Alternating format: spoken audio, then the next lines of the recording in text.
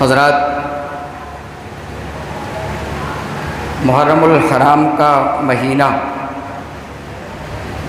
جس کی آج 20 تاریخ ہو چکی ہے، اس مہینے کے اندر جو کچھ بھی ہوا یا جو کچھ مسلمان کرتے ہیں، بہت ساری باتیں آپ نے ملاحظہ کی۔ ایک اور مزید بات جس کا تعلق صرف حضرت حسین رضی اللہ تعالی عنہ کی شہادت سے ہی نہیں ہے، یا وہ غلط کام صرف 10 محرم کے وقت میں جو لوگ کرتے ہیں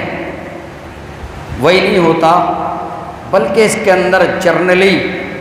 عام طور پر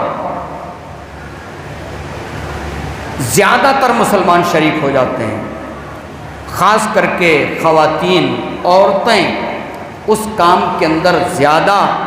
ملوث پائی جاتی ہیں۔ زیادہ عورتوں کی اس کام کے اندر انٹری ہوتی ہے، وہ ہے نوحہ اور ماتم۔ حضرت حسین رضی اللہ تعالیٰ عنہ کی شہادت پر لوگ مرثیہ خوانی کرتے ہیں، لوگ نوحہ اور ماتم کرتے ہیں، آگ جلا کر کے اس میں چھلانگیں لگاتے ہیں، یا اسی طریقے سے سینہ کو بھی تماچے اپنے گالوں اور رخساروں پر مارنا، اپنے گریبانوں کو پھاڑنا، کالے کپڑے پہننا، یہ ایک خاص طبقے کا مسلمان کرتا ہے۔ لیکن کبھی کبھی ایسے مواقع آتے ہیں جس کے اندر اپنے آپ کو پکے اور سچے مسلمان کہلانے والے، سلف صالحین سے جوڑنے والے، منہج سلف کی ڈگر پر چلنے والے، ایسے لوگ بھی اس کام میں شریک ہو جاتے ہیں۔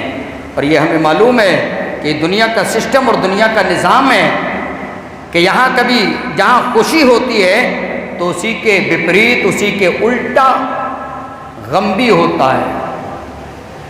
جہاں آسانیاں ہوتی ہیں وہاں پریشانیاں بھی پائی جاتی ہیں۔ لیکن شریعت اسلامیہ نے ہمیں آزاد نہیں چھوڑ دیا ہے کہ اگر خوشی مل جائے تو آپے سے باہر ہو جاؤ، اور غم کہیں لائق ہو جائے تو اس کے اندر بھی حد سے تجاوز کر جاؤ۔ شریعت نے ہر جگہ اعتدال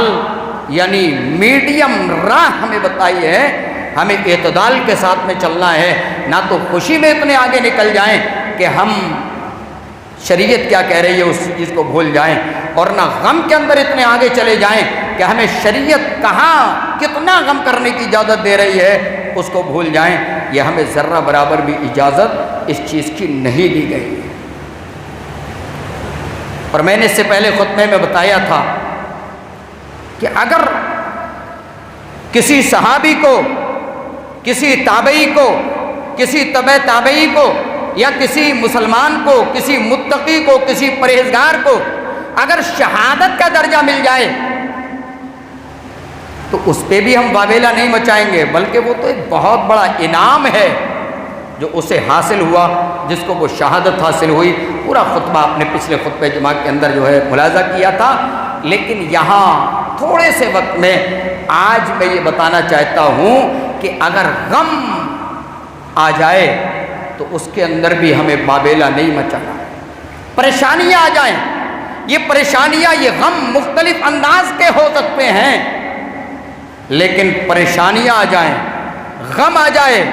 تو قرآن کیا کہتا ہے، اور ہمارے نبی جناب محمد رسول اللہ صلی اللہ علیہ وسلم کا طرز زندگی کیا تھا، ہمیں اسے نوٹ کرنا پڑے گا، ہمیں اسے دیکھنا پڑے گا، اور اس طریقے سے اگر ہم زندگی گزارتے ہیں تو فبیہا اچھا ہے، اور اگر ویسے زندگی نہیں گزارتے ہیں تو ہمیں گناہ ملے گا۔ یہ چیز آپ ملاحظہ کریں۔ اللہ رب العالمین سے دعا ہے بار الہ مجھے حق اور سچ کہنے، ہم سب کو اس پر عمل کرنے کی توفیق عطا فرما، آمین۔